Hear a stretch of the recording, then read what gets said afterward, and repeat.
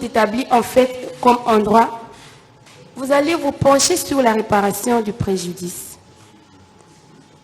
Je sais que l'un de mes confrères passera pour postuler au nom de la République, mais en ce qui concerne la province du Nord Kivu, nous sommes contrariés parce que nous venons de le dire, on ne sait pas estimer à quelle hauteur on peut réparer ce genre de préjudice. Mais nous nous soumettrons aussi à la sagesse de la Haute Cour parce que parmi les infractions qui ont été commises, il y a certaines pour lesquelles la loi vous oblige, même si on n'a pas postulé, d'allouer des dommages et intérêts d'office. Et ça, c'est l'article 108 du Code pénal, du Code d'organisation judiciaire, du Code judiciaire militaire qui les prévoit. Mais pour ne pas aussi mettre la Haute Cour dans l'embarras, en ce qui concerne le montant, vous allouerez une modique somme de 10 milliards de dollars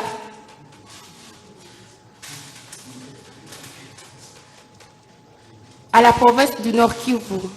Avec cette somme, nous estimons peut-être que les gouverneurs, avec toutes les institutions, vont essayer de faire des projets qui seront de caractère à attirer les gens, à créer des emplois, à redonner encore la vie à cette province qui a été longtemps meurtrie.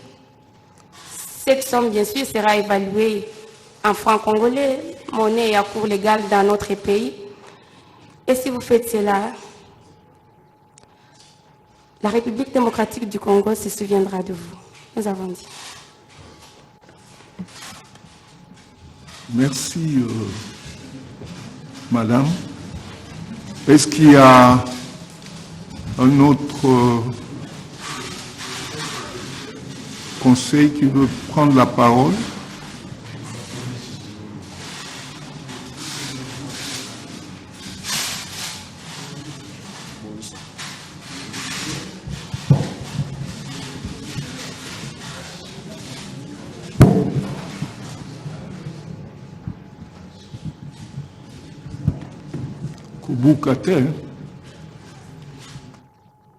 Monsieur le Premier Président, Monsieur le membre de la composition, Monsieur l'organe de la loi, vénérable haut magistrat, avant de commencer ma plaidoirie, je voudrais citer quelques mots. Monsieur le Premier Président, un auteur disait, je vais les citer dans ma note de plaidoirie, lorsqu'un homme voit un problème et qu'il ne fait rien, il en fait partie.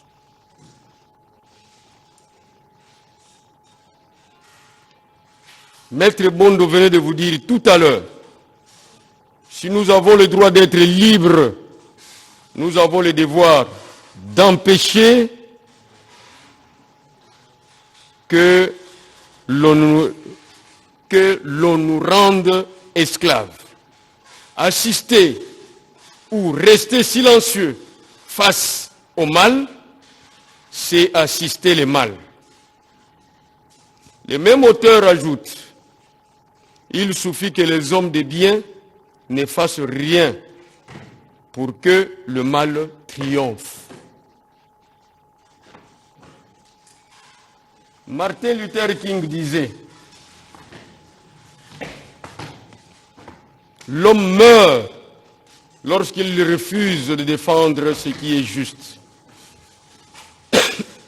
Un homme meurt lorsqu'il refuse de se battre pour la justice. Un homme meurt lorsqu'il refuse de prendre position pour ce qui est vrai.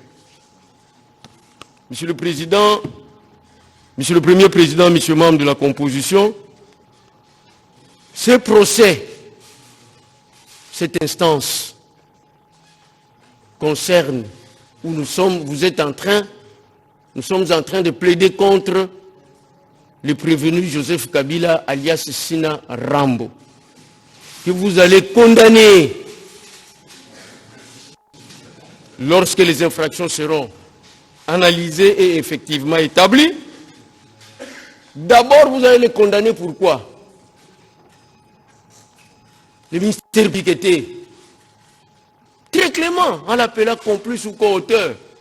Mais la République démocratique du Congo l'appelle auteur ou créateur du mouvement insurrectionnel. Il n'a pas participé, c'est lui qui a monté. Il n'a pas participé, c'est lui qui a monté parce qu'il a quitté le pouvoir avec la philosophie selon laquelle comment perdre le pouvoir et le récupérer par après. Comment perdre le pouvoir et le récupérer par après. Parce que M. Joseph Kabila, alias Sinarambo, doit être condamné aux infractions retenues par le ministère public. D'abord, pour avoir créé le mouvement insurrectionnel, AFC M23. Deuxièmement, pour son silence en amont, avant qu'il parle, pour son silence devant le massacre, les tueries, les déportations, le pillage des richesses de la République démocratique du Congo, ainsi de suite. Et après, il doit être condamné pour avoir fait l'apologie des crimes graves et des crimes internationaux.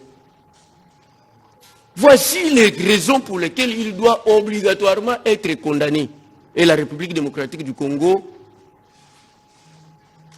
partie civile, dédommagée. Monsieur le Premier Président, je devais revenir sur ce que Maître Bon doit déjà, je peux dire, planter les décors, les viols. Les viols ici, mis à charge du prévenu, ce n'est pas les viols punis par l'article 170 ou bien 171 de la loi sur les violences sexuelles en République démocratique du Congo. Non. C'est les viols comme élément majeur du crime contre l'humanité. Parce que lorsque vous prenez l'article 7 du statut de Rome, il punit les crimes contre l'humanité. Et parmi les éléments constitutifs du crime contre l'humanité, il y a les viols. Et ce viol-là a été perpétré sur qui? Sur une grande population. Sur une masse de population. Donc je précise que lui en tant qu'auteur intellectuel, lui en tant que responsable des mouvements rebelles, les mouvements qui ont pris les armes, il n'a pas pu prendre des dispositions pour pouvoir empêcher la commission des viols sur nos mamans, nos sœurs. Et comme vous le savez très bien, nous sommes en Afrique, plus particulièrement au Congo. Lorsque on tient à la femme, pratiquement on a tué toute une société, parce que la femme, c'est la continuité de la société. Vous n'aurez pas d'égard vis-à-vis aux viols qui ont été commis à l'est du pays. Et en dernier lieu, vous allez les condamner parce qu'il a parlé. Parce qu'il a fait beaucoup de bruit. Donc, je me répète, j'ai dit, en amont, vous le condamnez parce qu'il a créé un mouvement insurrectionnel. Au milieu, vous le condamnez parce qu'il est resté pantois devant des tueries. Et il continue à les organiser. Et en aval, vous allez le condamner parce qu'il a fait l'apologie des crimes graves. Il n'a pas condamné. Je ne veux pas être très long parce que les preuves sont tangibles. Nous les avons tous suivis ici. Toute la RDC a suivi son discours. Je l'ai même enregistré dans mon ordinateur. À la question de savoir s'il condamnait la rébellion de l'Est, il a dit que c'était la conséquence du comportement de Kinshasa. Monsieur le Président, qu'est-ce que vous voulez? Je ne veux pas être beaucoup plus long, mais je vous dis tout simplement, dites-moi, celui que vous fréquentez et je vous dirai qui êtes-vous. On nous a appris qu'il revenait en République démocratique du Congo. s'il n'était pas auteur de mouvements insurrectionnels, il ne serait pas parti à l'Est. Il est parti à l'Est, il a été protégé par les militaires des mouvements qu'il a lui-même créés. Il était bien sécurisé. Les communs des mortels, tous les Congolais, nous tous, nous savions, et nous avions l'impression qu'en tant que notre ancien président, en tant que sénateur à vie, lorsqu'il est parti de l'autre côté, par la suite, il serait venu ici à Kinshasa pour parler avec celui à qui il avait donné le pouvoir. À ce moment-là, on aurait pu comprendre qu'il était neutre. Mais lui a choisi son camp. Et ce camp-là, c'est le camp de la rébellion. Le camp du mouvement insurrectionnel qui met en péril les intérêts de la République démocratique du Congo. Monsieur le Président, je serai encore beaucoup plus large dans ma note de plaidoirie, mais je conclue en disant ceci. La constitution de la partie civile République démocratique du Congo, dans un état de droit, surtout dans un procès comme celui-ci, c'est un procès qui remplit tous les principes fondamentaux d'un procès équitable. Pourquoi je le dis? Monsieur le Président, vous allez constater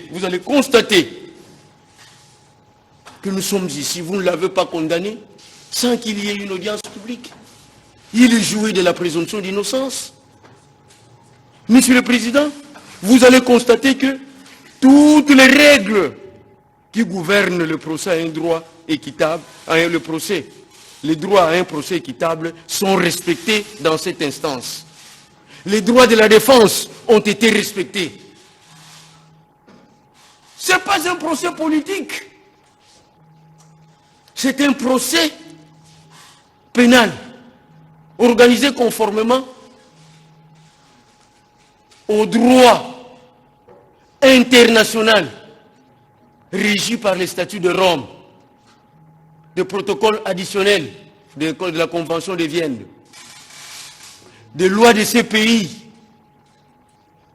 Vous allez faire droit, vous allez dire droit, et ce sera historique parce que lorsque vous ne voulez pas de la justice, il n'y a pas d'État, il n'y a pas de développement, il n'y a rien.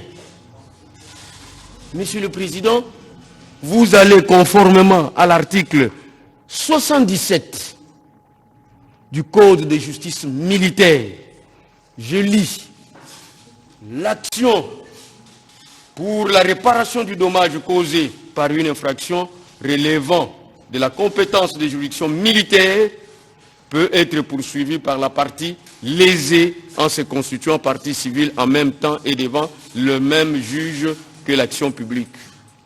La République démocratique du Congo, qui a l'obligation de protéger les intérêts et sa population conformément à l'article 50 de la Constitution, qu'elle lui-même avait publié, après référendum, se constitue partie civile devant vous, ô magistrats de la République, devant ces Sanhédrins, devant vous qui avez reçu la mission devant Dieu de dire la justice. Vous direz l'action de la partie civile République démocratique du Congo, recevable et fondée. Et nous postulons pour la République démocratique du Congo une somme modique pour réparer certaines victimes de la guerre. Nous postulons 32 milliards de dollars américains. Si vous ne les trouvez pas en espèces,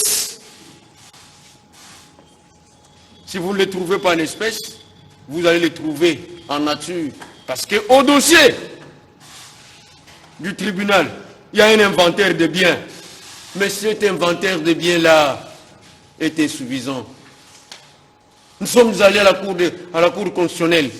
Nous avons vu, nous avons posé, il y a même un arrêt. Lorsque le prévenu est entré au pouvoir, pour ne pas paraphraser mon éminent confrère, il est venu de la manière dont vous le connaissez. Il n'avait jamais déclaré ses avoirs. Et lorsqu'il est parti, il n'a même pas pris le soin de déclarer ce qu'il a eu. Donc tout ce que vous avez vu dans les dossiers, je vais donner la pièce. Ce sont les biens du peuple congolais. Vous allez les récupérer, les vendre aux enchères, donner aux familles qui ont subi des préjudices à la suite de la commission de toutes ces infractions graves. J'étais en train de lire dans les forums des gens du Congo. Ils sont en train de pleurer.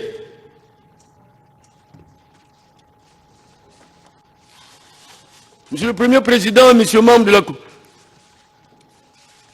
Notre président du collectif voulait que nous puissions terminer aujourd'hui. Mais si nous devions continuer, mais vous auriez vu toute une litanie, tout un chapelet de Congolais qui allaient se constituer partie civile dans cette affaire. Tout à l'heure, comme le procès est en direct, j'ai rencontré un Congolais qui m'a donné un papier. Malheureusement, il n'avait pas le temps de se constituer partie civile. Mais je vais vous le lire pour comprendre qu'il y a des Congolais aujourd'hui qui sont partout dans toutes les provinces qui veulent se constituer partie civile parce qu'ils ont intérêt dans ce procès. Le monsieur s'appelle Amani Chabani. Son numéro matricule, c'est 18 9 68 78 944. Téléphone 243 83 19 92 559. Lettre du 6 juin 2025. À monsieur l'auditeur général de la République. Comprenez que c'est un profane. Plainte à charge du président honoraire, chef de l'État de la RDC, Joseph Kabila. Un Congolais de la rue qui a vu le procès, il est venu. Malheureusement, démuni n'avait pas de moyens pour se constituer partie civile. Mais j'ai pris quand même soin. Je vous le lis. Je viens auprès de votre autorité judiciaire me plaindre contre l'ancien président de la République en tant que patriote et militaire servant au sein des forces armées de la République démocratique du Congo, fidèle et loyal depuis 1996. En effet, j'ai servi mon pays sous le commandement suprême du précité, donc du prévenu. J'ai vu mes collègues mourir au combat, des civils tués par des ennemis rwandais. Aujourd'hui, je me rends compte que le précité était en même temps commandant de l'ennemi rwandais, CNDP M23, et commandant par espionnage de FARDC. Au regard de ceci, j'ai décidé de comparaître avec lui devant la justice militaire sur les infractions suivantes. La trahison, les massacres de la population et militaire, les détournements des primes de 15 millions de militaires de la guerre pendant 18 ans de son règne, l'usurpation de la nationalité et espionnage, les pillages de nos ressources minières. Ainsi donc, je me dispose devant vos services afin que réparation, remboursement et justice soient faites. Veuillez agréer, mon général, l'expression de mes sentiments patriotiques. À part celui-ci qui m'a donné une manibousse, une plainte pareille, beaucoup de gens sont en train de m'appeler. Je vous dis, c'est la dernière audience, vous ne pouvez pas vous constituer partie civile. Et je ne peux pas, sans mandat, me constituer partie civile. Mais du moins, voilà une preuve éloquente. Au-delà du travail fait par le vaillant ministère public, l'honorable et vénérable ministère public. Mais il y a des Congolais qui avaient pensé ou qui pensent comme lui. Si lui ne vous avait pas saisi, mais il y aura encore d'autres Congolais. Malheureusement, je ne sais pas si c'est la limite ou pas, mais je prends cette lettre quand même au pénal, quelle que soit sa forme, mais ça peut former la conviction. Je vais mettre ça en annexe de ma note de plaidoirie. Monsieur le Premier Président, monsieur membre de la composition, je serai très large et trop précis dans ma note de plaidoirie, j'ai dit. Je vous remercie. Est-ce qu'il y a... Vous allez disposer, me semble-t-il. Non, monsieur le Premier Président, messieurs de la Cour, nous allons conclure bientôt. C'est que dans la répartition des charges, C'est mon excellent confrère Maître Kabengela qui va vous donner, vous déclamer notre dispositif. Mais avant qu'il ne le fasse, vous savez, Monsieur le Premier Président, nous qui avons appris le droit romain, dans Digeste romain, le droit est défini comme en ces termes, en latin. Ius est ars et boni.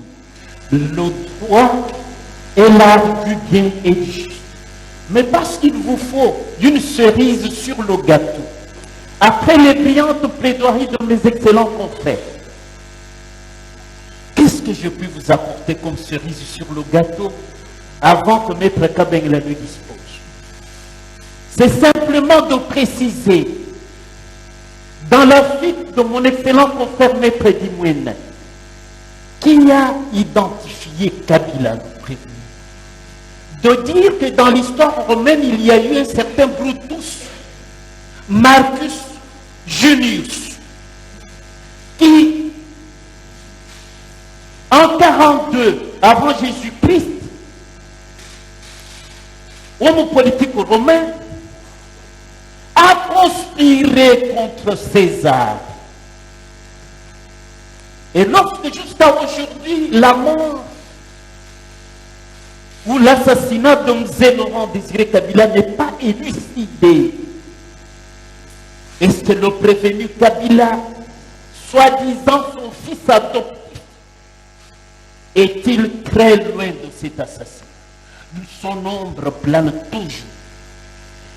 Comme Brutus s'était ligué contre César, mais lorsque Antoine et Octavien sont venus le pourchasser, c'est comme lui, Kabila. Son procès le pourchasse. Brutus a fait quoi? Il s'est tué. Et Kabila aujourd'hui qui rejoint l'atavisme de ses ancêtres rwandais, le nomadisme, il est devenu SDF, sans domicile fixe. Aujourd'hui, il est en Côte d'Ivoire. Demain, il sera à Addis Abeba. Le lendemain, à Nairobi. Monsieur le Premier Président, Monsieur de la Cour, il faudrait qu'il soit lourdement condamné. Le faisant, vous aurez, non, la République vous reconnaîtra davantage parce que vous l'aurez mérité de la République. J'ai dit avec espoir que le dispositif que nous vous donnons, avec des réserves bien sûr, participera de la rédaction de votre art. J'ai dit, et je vous remercie, Excellent, votre honneur. Merci. Merci beaucoup. Monsieur le Premier Président, merci pour la parole. Je suis chargé de disposer. Avant de le faire, nous réitérons, nous persistons, le prévenu est né le 4 juin 1971 d'un père rwandais nommé Christopher Kanambe et d'une mère rwandaise nommée Marceline Mukambokuje. Marceline Mukambokuje. Par conséquent, vous ne jugerez pas un Congolais sous la qualification de trahison, mais ça sera sous la qualification d'espionnage. Autre élément dont j'ai la charge d'ajouter, c'est que la criminogénétique dans le chef du prévenu, vous pouvez la retrouver dans la mort même de Laurent Désiré Kabila, qui, après avoir échappé au poison, il y a beaucoup de chercheurs internationaux qui ont tracé l'histoire de cet assassinat par le conseil de ne pas se rendre au Cameroun dans le contexte où il a été finalement assassiné par balle.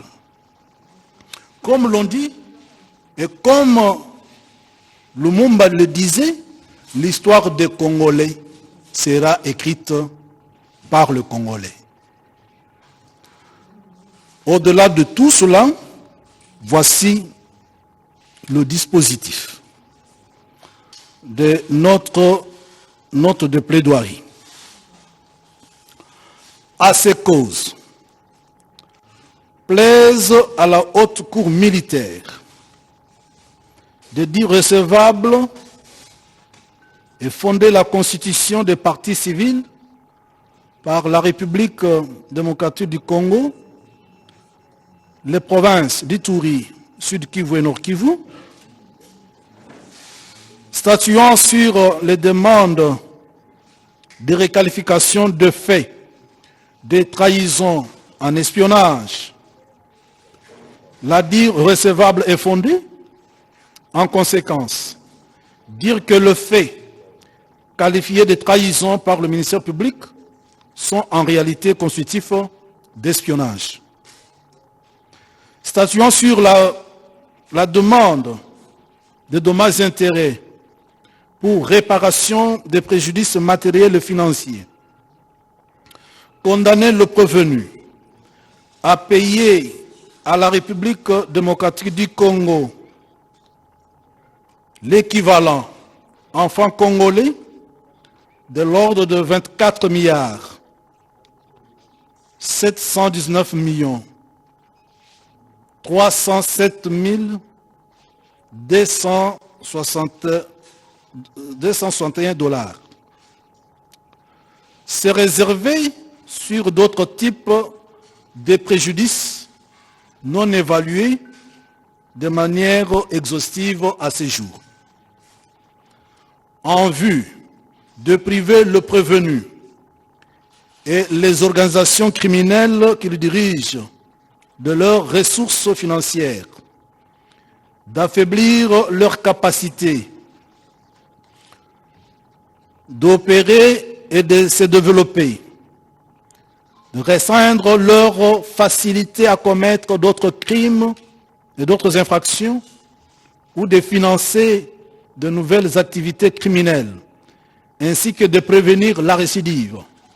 La haute cour militaire ordonnera la confiscation de tous les comptes en banque, des actions en société et groupements d'intérêt économique, ainsi que le bien meuble et immeuble à identifier par le ministère public avec le concours de l'administration. Frais d'instance à charge du prévenu et vous aurez rendu service à la République démocratique du Congo et à ses habitants. Nous avons dit et nous vous remercions. La haute cour prend acte du dispositif, de vos plaidoiries et surtout du dispositif et promet d'en délibérer. Il faudrait alors déposer vos notes de plaidoirie dans un bref délai. Quand je dis bref délai, cela signifie que nous voulons qu'à partir de lundi, vous puissiez déposer vos notes de plaidoirie. Mardi. Oui.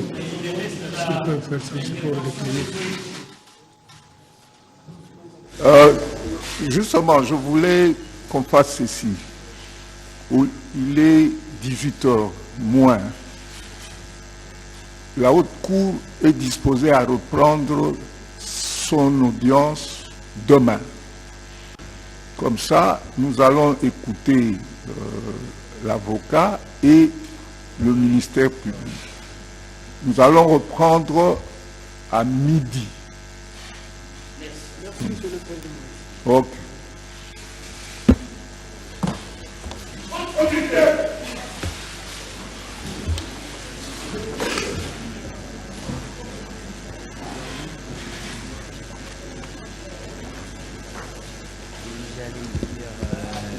Les conseils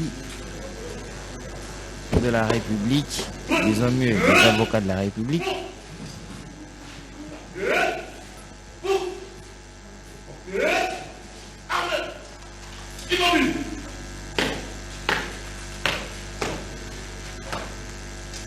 Monsieur le Premier Président de la Haute Cour militaire, en général, l'audience de ce jour est suspendue. Elle reprendra demain à partir de midi. Armes aux pieds, repos. À vos ordres, mon général.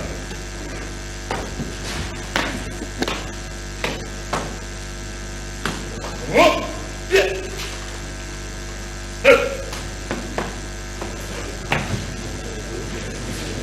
donc voilà pour ce soir, c'est terminé, l'audience répond.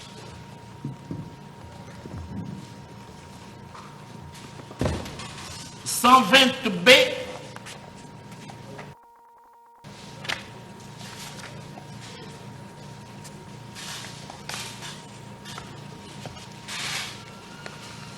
sur la loi concernant les juridictions d'ordre militaire.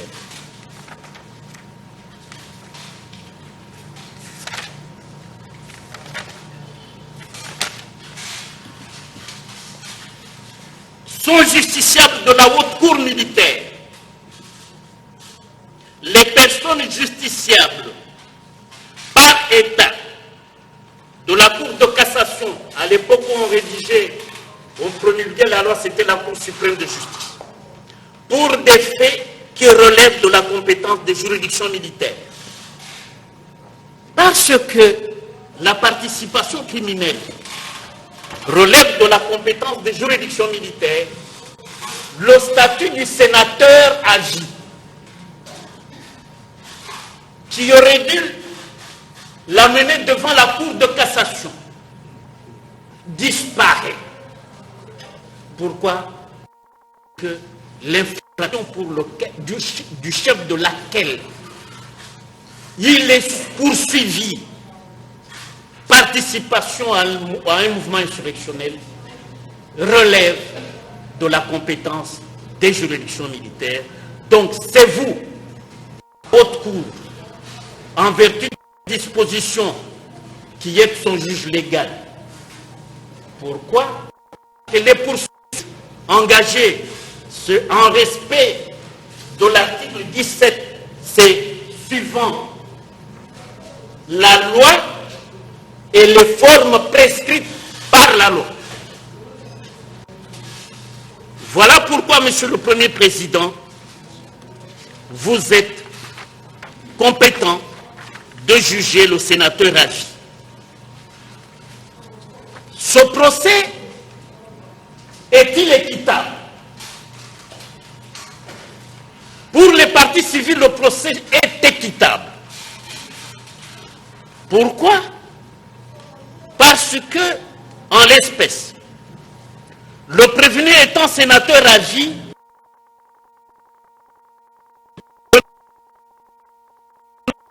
l'article 73 du Code de procédure devant la Cour de cassation, en requérant l'autorisation du Sénat en vue des poursuites à charge du prévenu sénateur à vie. Motif pris de sa participation au mouvement insurrectionnel, le ministère public, fort de l'autorisation des poursuites obtenues du Sénat, l'a déféré devant la haute cour. Et la lecture de l'article 120B, je venais de vous la donner. La participation à un mouvement insurrectionnel, prévu et puni par les articles 136 et 139 du Code pénal militaire, relève donc de la compétence de la Haute Cour militaire qui examine son dossier. Ici, Monsieur le Premier Président, Monsieur Dola, les partis civils vous affirment qu'il s'agit d'un procès équitable parce que des grands publicistes connus de notoriété internationale, je cite ici Robert Badinter. Robert Badinter n'est pas n'importe qui, ce fut un des ténors des barreaux français. Et sous François Mitterrand, c'était lui le premier ministre de François Mitterrand chargé de la justice. Et c'est par cet excellent avocat, ce brillant juriste, publiciste de renom, que la peine de mort sera abolie en France en 1981. Et Robert Badinter n'est pas seul. Il enseigne ce que je vais vous dire avec Bruno Cotte, ancien juge de première instance à la Cour pénale internationale. Et le troisième doctrinaire, c'est Alain Pelé, un publiciste de renom, professeur d'université. Et qu'est-ce qu'ils enseignent? Il dit pour qu'un procès soit équitable en matière de crimes contre l'humanité, crimes de guerre, où on n'est plus dans le système de la conviction intime du juge, où on est dans le système qu'on appelle le due process of law. Le due process of law qui a comme le fil conducteur un principe très exigeant et objectif, que le juge doit être convaincu au-delà de tout doute raisonnable. De tout doute raisonnable. Ça veut dire quoi? Ça veut dire que ce principe exigeant et objectif conforte celui de la présomption d'innocence reconnue par les statuts de toutes les juridictions internationales. Et il nous donne les exemples, c'est les articles 21, paragraphe 3 du statut du tribunal pénal international sur ex-Yougoslavie, article 30, paragraphe 3 de celui du tribunal pénal international pour le Rwanda, article 17, paragraphe 3 de celui du tribunal spécial sur la Sierra Leone, et ou article 66 du statut de Rome. Mais chez nous, vous avez une disposition, c'est l'article 17, dernier alinéa de la Constitution.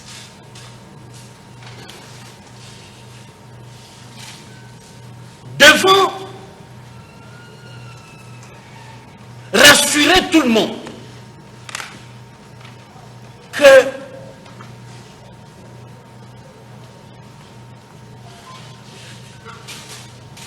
l'intégration en vous de ce principe de due process of law, avec cette conséquence que vous êtes convaincus au-delà de tout doute raisonnable. Qui peut vous jeter la pierre, Monsieur le Premier Président, Monsieur de la Haute Cour? Personne, disent les partis civils.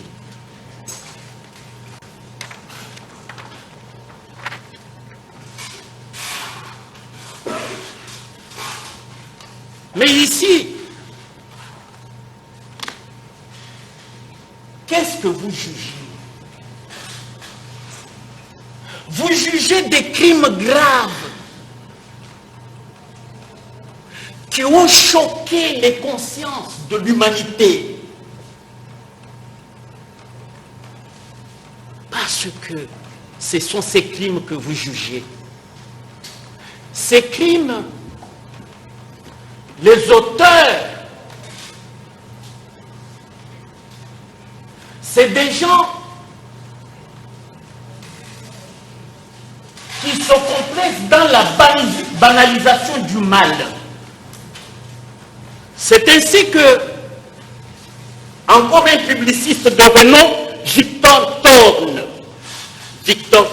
je vais vous donner les références de son ouvrage, il nous fait un aphorisme étincelant qu'il emprunte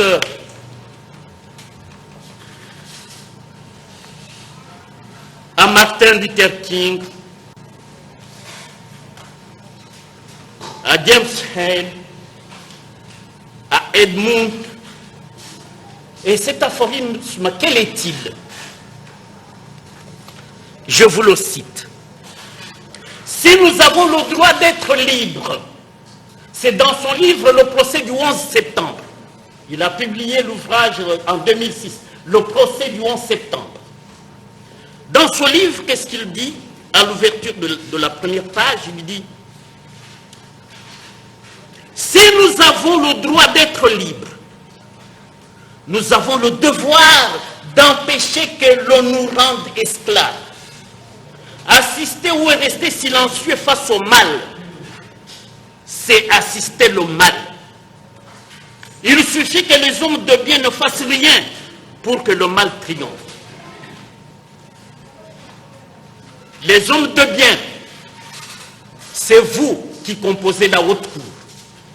Vous avez une lourde mission, vous confiez à l'article 150 alinéa 1er de la Constitution comme les garants des libertés individuelles et des droits fondamentaux des citoyens, lesquels droits ont été bafoués sans aucun remords par le mouvement insurrectionnel, dont le financeur, pour ne pas dire le financier, le commanditaire, le bailleur des fonds, s'appelle, par son pseudonyme, Joseph Kabila Kabange.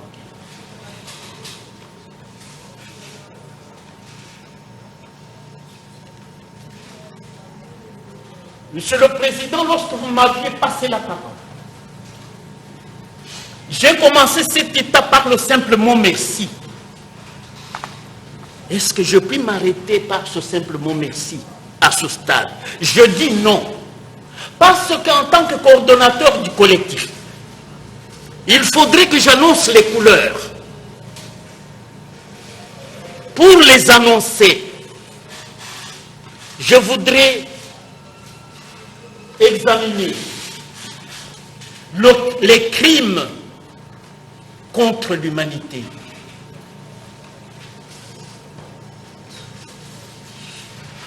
Lorsque vous compulsez les pièces par devers vous, les pièces soutenant l'accusation, il y a un rapport sérieux du Bureau conjoint des droits de l'homme des Nations Unies chez nous. C'est à partir de la côte 49 jusqu'à la côte 70. Puis un autre rapport fiable de la CNDH, la Commission nationale congolaise des droits de l'homme.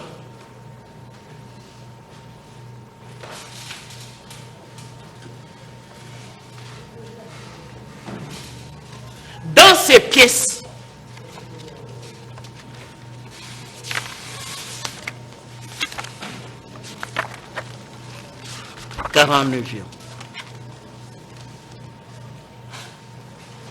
le 15 janvier 2025, à Nyanzale, territoire de Massissi, des affrontements ont éclaté entre des éléments Ouazalendo Yatura, CMC et l'OM23 RDF.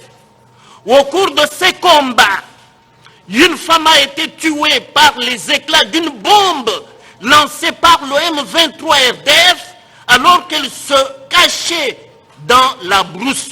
Sa fille âgée de 12 ans a également perdu la vie, touchée par des balles tirées par l'OM23 RDF. C'est le rapport du Bureau conjoint des Nations Unies, droits de l'homme en RDC. Et que dit la définition de crime contre l'humanité?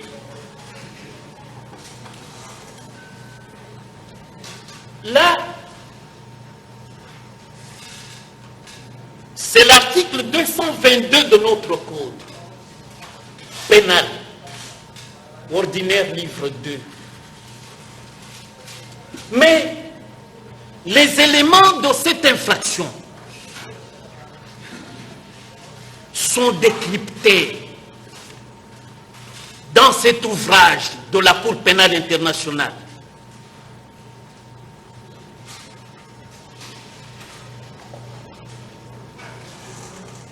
Je suis membre de cette cour comme avocat, conseil, ayant presté, pas avocat inscrit tout court. Monsieur le Président, ici c'est de toute beauté, parce que l'explication est tellement intelligente et limpide, flamboyante. Les éléments constitutifs de l'infraction des crimes de guerre.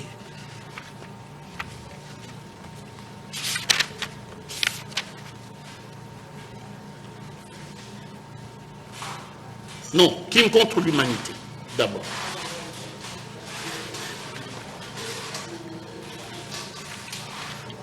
C'est là que je suis. Je prends d'abord le viol. Je sais que Maître Merlin y reviendra, mais parce que j'ai dit, je dois quand même présenter le décor. J'épingle ce qu'il faut épingler. Je laisserai la majeure partie à Maître Merlin. Je prends d'abord le viol. Dans ces éléments constitutifs, on dit, l'auteur a pris possession du corps d'une personne de telle manière que les souffrances qu'elle ressent lui donnent à lui satisfaction, dont il a connaissance que ce que je vais faire dans cet homme, dans cette femme ou sur cette femme. Et là, ce n'est pas un seul individu, c'est les éléments recrutés par Joseph Kabila qui font des pénétrations, même superficielles, d'une partie du corps de la victime ou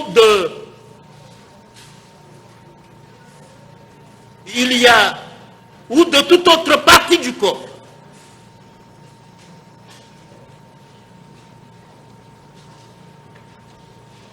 Ça, c'est le viol retenu par le ministère public à charge de M. Kabila.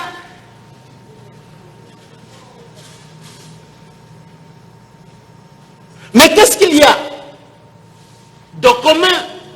Vous trouverez ça dans la torture, dans la déportation, dans les disparitions forcées.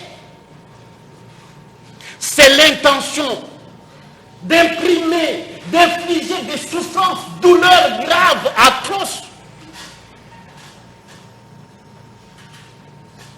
Vous jugez.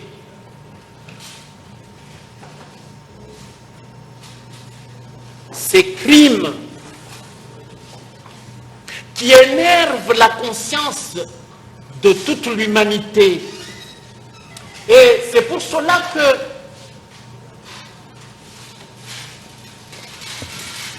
ce n'est pas une néologie, ni une expression de trop, mais je pense que les actes commis par M. Kabila sont tous étrangers à la civilisation humaine. Parce que c'est inconcevable qu'un homme normal puisse poser pareil acte. Vous trouverez dans son rapport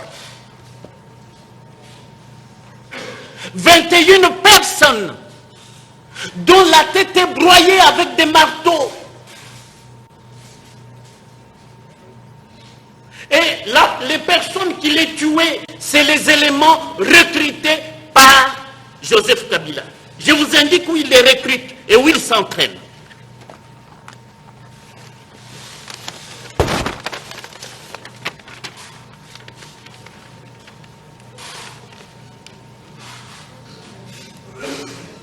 Au Rwanda, les centres de formation financés par Joseph Kabila avec notre argent, parce qu'il est venu ici pratiquement en botte de jardinier. Et puis, un bon matin, il est multimilliardaire. Le rapport de Bloomberg, le dernier, fait de lui le milliardaire le premier milliardaire africain. Il dépasse même le Nigérian Dangote. Il parle, Bloomberg, 32 milliards de dollars. Même pas notre budget. Mouzito est en train de se démener là pour une histoire de 20 milliards.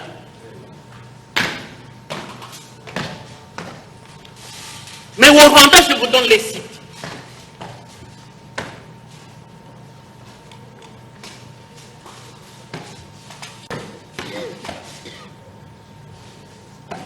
C'est le centre de Kidaho, dans le district Musanze, précisément à Kidaho. C'est ça le centre d'entraînement.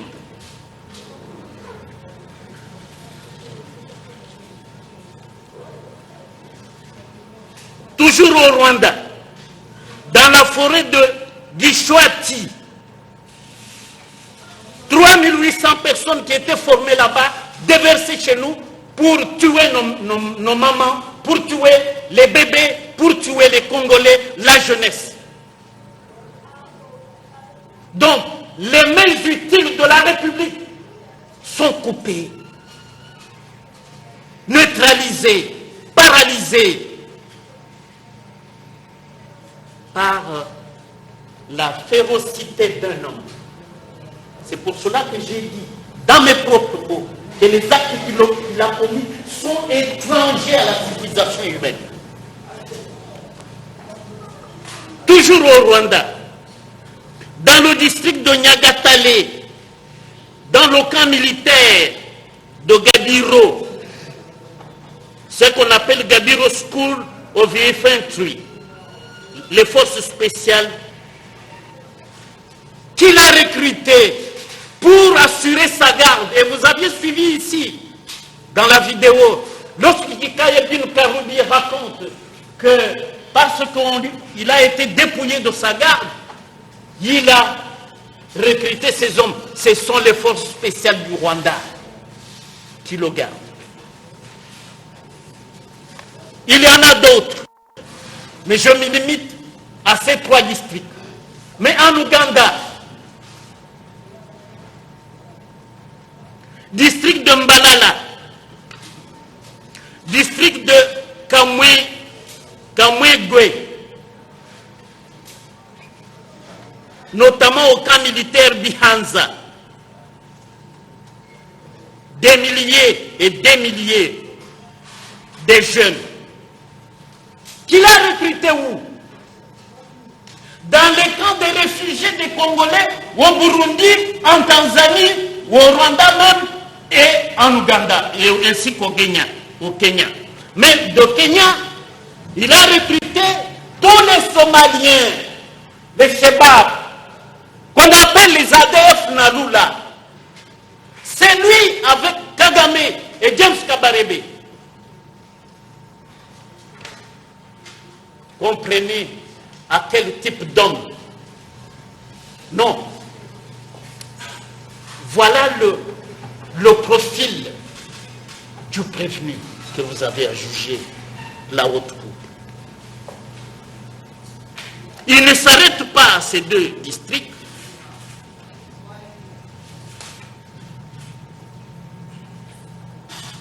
Il a amené des chefs coutumiers venus du Rwanda et de l'Ouganda qu'il installe dans nos villages après avoir décimé toutes les vies humaines des Congolais là-bas. Et ce sont ces chefs coutumiers que les gens amènent même aux États-Unis pour battre campagne, qu'ils sont persécutés, que leur population serait persécutée par le pouvoir actuel, chez nous. Comme si c'est dans les coutumes congolaises de malmener leurs prochains.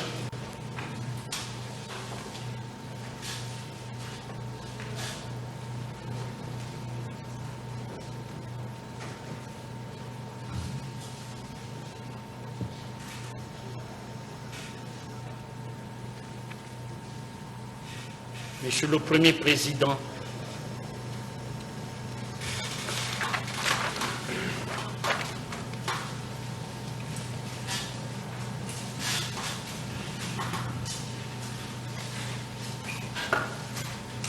tous les massacres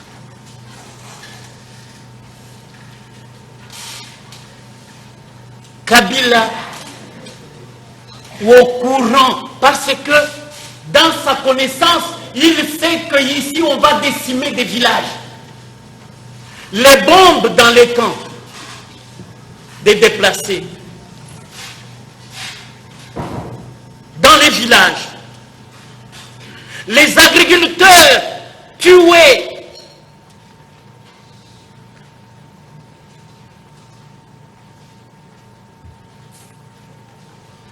c'est pour cela que lorsque l'attaque est généralisée contre des personnes,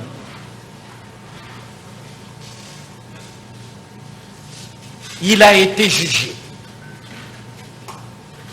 L'auteur participe à une tuerie généralisée de personnes ou à leur soumission à des conditions d'existence devant entraîner leur mort à grande échelle.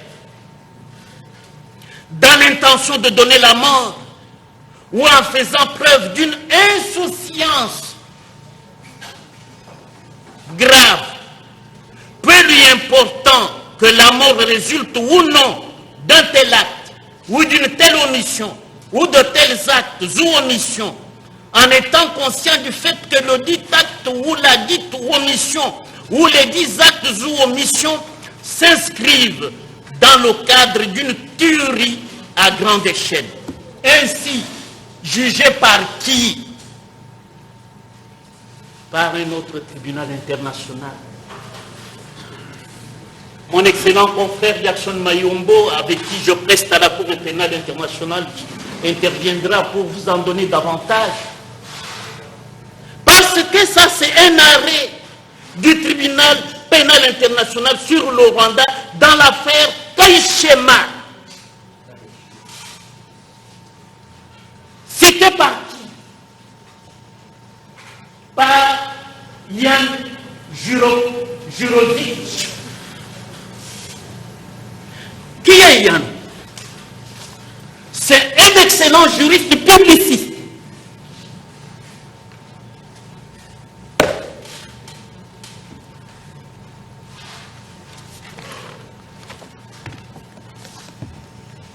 Qui a écrit avec Robert Badinter et les autres juristes de renom ce livre, commentaire article par article du statut de Rome. Ce brillant juriste, Monsieur le Premier Président, notez que moi je ne fais pas dans la dentelle, c'est que il vous démontre comment un être humain peut s'exprimer avec une férocité telle que si vous les juges, vous n'y prenez garde. Sa férocité dévasterait des pans entiers de notre société.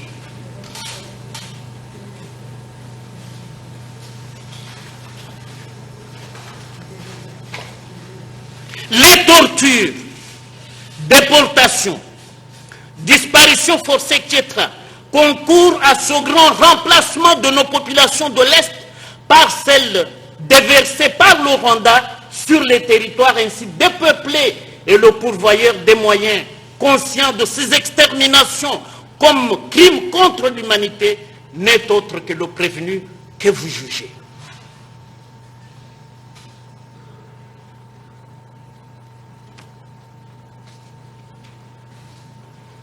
Parce que je ne suis pas seul, je serai relayé par mes excellents confrères.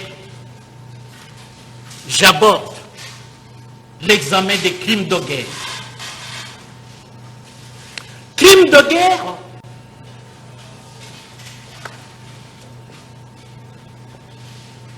c'est une notion récente. Parce que la formule légendaire, c'était des infractions graves. C'est ça la formule utilisée dans les 3 conventions de Genève avec leur acte additionnel.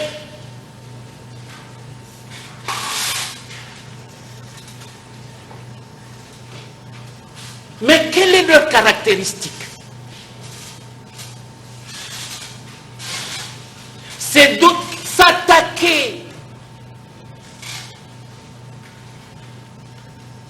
aux personnes et aux biens protégés par le statut international, notamment le camp des réfugiés, le camp des déplacés, des hôpitaux, des écoles,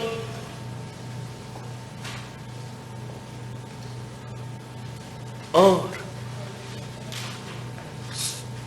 la dépossession, l'extorsion des biens, la dépossession du peuple congolais, c'est-à-dire on arrive chez vous, on vous fusille toute la famille et on s'installe dans votre maison. Maison que vous occupez de par vos fonctions, alors que vous n'êtes pas une force ennemie. Vous êtes des organismes humanitaires.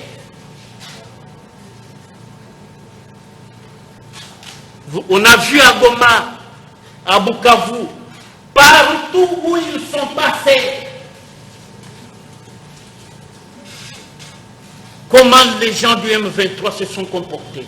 Les hommes de Kabila, comment se sont-ils comportés avec sa bénédiction? Bénédiction grâce à quoi? À notre argent, mon impôt à moi là. Alors que lui n'a jamais payé un seul impôt chez nous. Privilégié qu'il était. Parce que pourquoi nous, qui n'avons jamais été si privilégiés, nous ne pensons pas à tourner les armes contre notre pays. Mais il y a un homme, pas même congolais,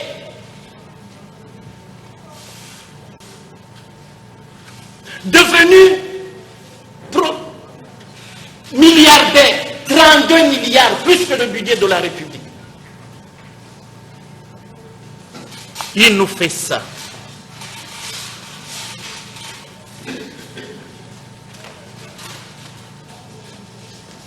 Médecins sans frontières, les installations pillées,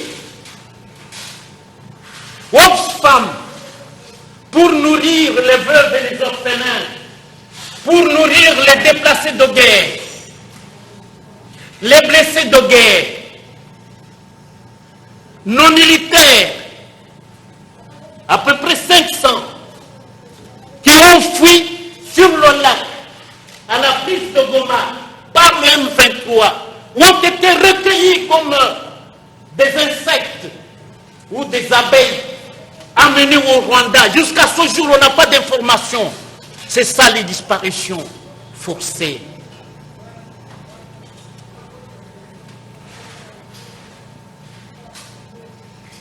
Tous ces éléments non exhaustifs sont constitutifs des crimes de guerre, punis prévu et puni à l'article 223 du Code pénal ordinaire congolais.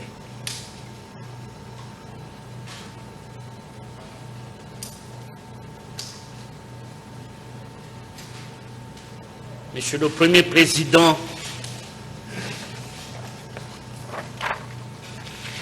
avec promesse de revenir pour vous donner le dispositif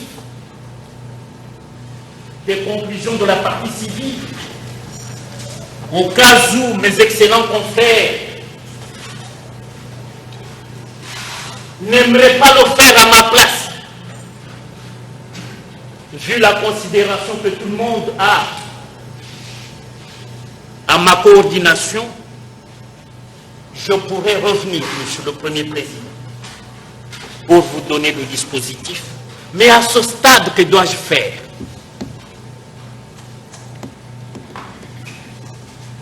À ce stade, je me fais relayer par les confrères en arrêtant par le simple mot, comme j'avais commencé, le simple mot. Merci, votre honneur.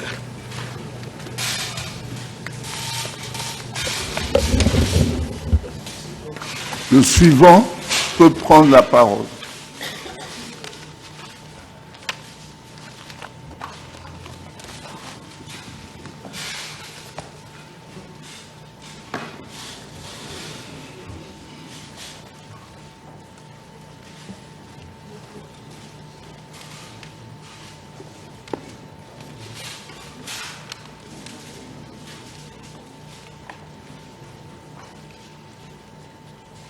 Alors, Monsieur le Premier Président, distingués membres de la Haute Cour, à Monsieur l'organe de la loi, je ne sais pas si ça passe bien ou pas, il faudrait que nous commencions par rendre grâce au maître des temps de circonstances qui a créé cette opportunité pour que nous pensions apporter notre modeste contribution pour une bonne et saine administration de justice en cette cause.